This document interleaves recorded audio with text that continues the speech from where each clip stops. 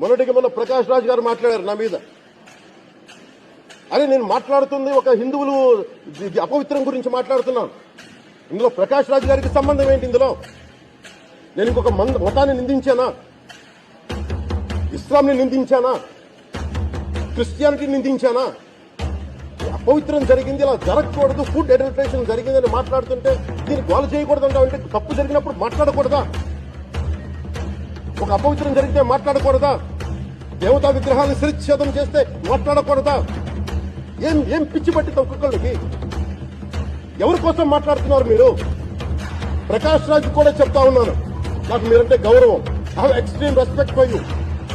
కానీ when it comes to secularism, Prakash Raj గారు, it is a two way, not one way. I have extreme respect for you, you know that. మీరు secularism is always two way, it is not one way. హిందువుల మీద దాడి జరిగినప్పుడల్లా వచ్చి మాట్లాడటం తప్ప, అన్య మతాల మీద జరిగితే నేను కూర్చొని ఇంతమంది కౌలు రైతులకు ఇచ్చాను, ఎంతమంది ముస్లిం ఇస్లాం రైతాంగానికి ఇచ్చాను నేను. ఇదే ఇన్ని మద్రాసాలకి డబ్బులు ఇచ్చాను నేను, 25 లక్షలు 30 లక్షలు ఇచ్చాను, ఇచ్చినవాడిని. అన్య మతం ఇస్లాం మీద గౌరవం ఉన్నవాడిని, క్రిస్టియానిటీ మీద గౌరవం ఉన్నవాడిని, చిన్నప్పటి నుంచి కూర్చొని మిషనరీ స్కూల్ చదువుకున్నవాడిని.